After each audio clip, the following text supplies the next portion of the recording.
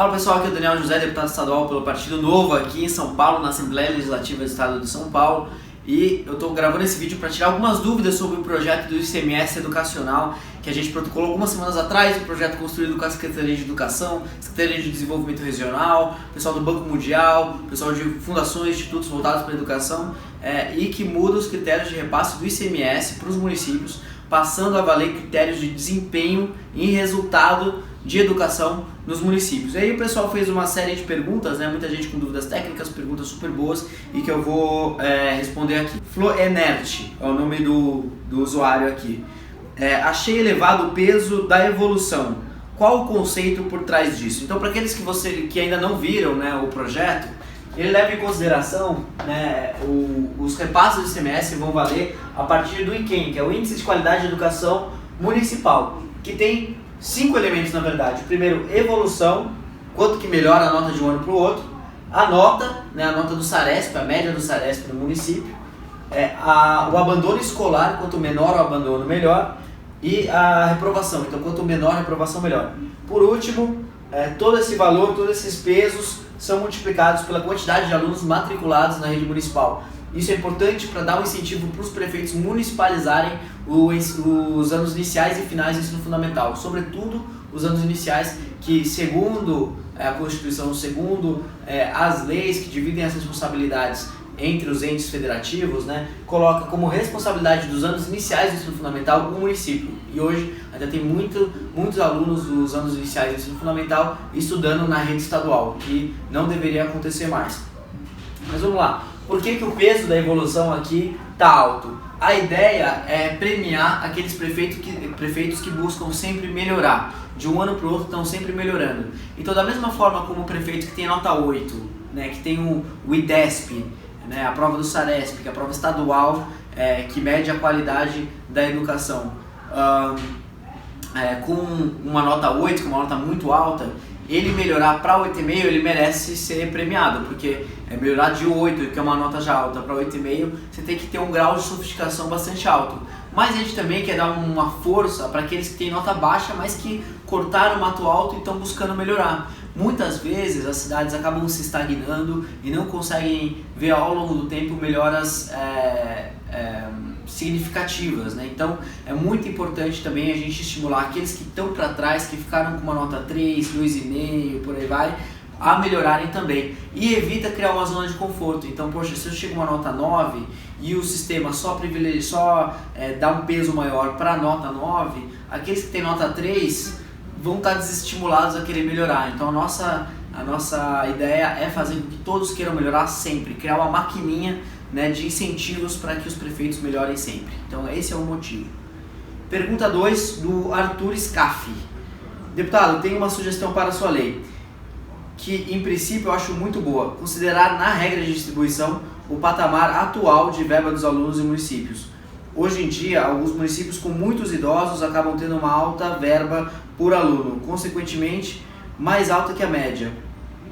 Acredito que não queremos premiar municípios que já tenham essa condição, e sim os que estão pior na relação verba por aluno, mas com bom desempenho. Eu acho que esse seu ponto, Arthur, faz muito sentido, tem um embasamento por trás, mas a gente ainda não vê uma maneira simples de colocar isso na fórmula. A gente aceita sugestões, claro, mas é também importante para a gente que esse modelo seja um modelo razoavelmente simples de se entender, para que os incentivos para os prefeitos buscarem melhorar a educação fiquem cada vez mais claros. Então isso também é algo que a gente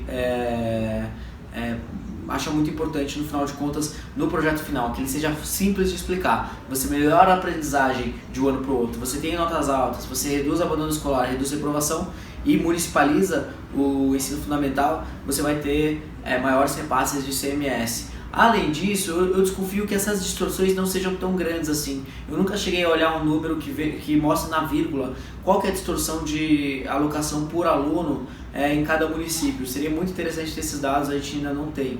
Então, mas eu acho que é uma ótima sugestão. Pode ser de repente um próximo passo para uma sofisticação ainda melhor assim no futuro desse projeto. Mas valeu, obrigado pela indicação, Arthur. A pergunta do Frias Vini, do Vini Frias. Uma dúvida, a evolução, sendo calculado com a diferença das notas de um ano para o outro, não tende a ser muito menor que a média da escola? Enquanto a primeira vai estar entre 0,5 e 2 aproximadamente, a segunda está geralmente bem mais alta, chegando a 7 ou 8. Eu entendi o que o Vini quis dizer com essa pergunta, porque de fato o peso de nota 9 aparentemente conta muito mais do que uma evolução de 1 ponto ou 2 pontos. Só que isso, na verdade, uma coisa que a gente não explicou no detalhe é que cada um desses itens aqui, eles são indexados.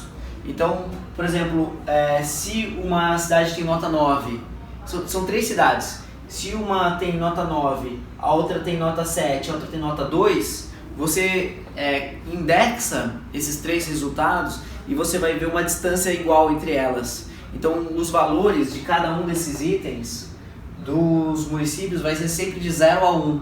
Então, isso evita criar essas distorções que você está falando. Eu não sei se ficou muito claro, mas o que é importante falar aqui é que, por exemplo, se a nota foi 9 e aqui foi 8, o valor final aqui não vai ser 1, mas vai ser uma comparação entre todos os outros municípios, porque uma nota é indexada.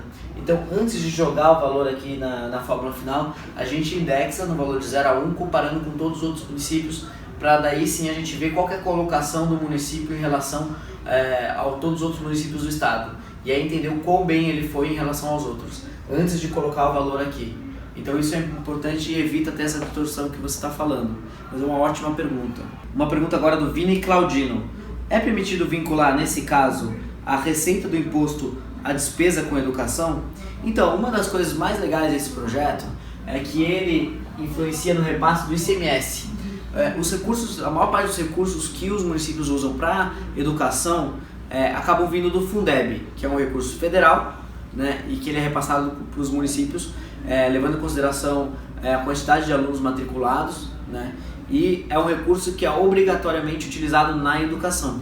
O ICMS ele não tem essa vinculação obrigatória, então o recurso que vem de ICMS para o município ele não necessariamente é utilizado para a educação, ele pode ser utilizado para qualquer outra prioridade que o prefeito e aquela cidade achar que, enfim, é mais importante, mais relevante. Então pode ser às vezes investimento em saúde, em segurança com a guarda municipal, em zeladoria, então revitalização de vias, de praças, enfim, qualquer tipo de projeto que aquela prefeitura e os cidadãos daquela cidade achem que é o mais prioritário, mais importante a ser investido. Então isso é algo relevante porque a maior parte dos prefeitos tem um orçamento bastante engessado e bastante exprimido.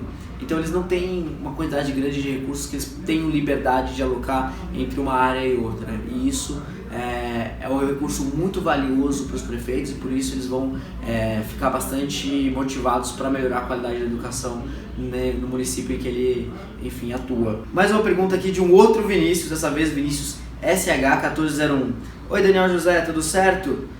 No caso, a arrecadação das universidades públicas estaduais também dependeria desse índice? Pois bem, o orçamento das 3 universidades ele é garantido já com um repasse fixo de 9,57% do ICMS. Então não importa se a universidade está indo bem ou mal, ela sempre vai ter esse repasse fixo. Que aliás é uma das críticas que a gente tem, que 3 instituições tão grandes e que tem um orçamento de mais de 10 bilhões de reais não podem ter uma única fonte de receita, que é o ICMS, que oscila muito em relação ao desempenho da economia, uma vez que o ICMS é um imposto inserido no consumo de mercadorias e serviços. Então, mais uma vez, uma incoerência na forma de financiamento das universidades e que a gente tem como proposta de modernização e para mudar, para melhorar, na verdade, a gente acredita que deveria existir uma diversificação nas fontes de receita das universidades, sobretudo com a participação do setor privado.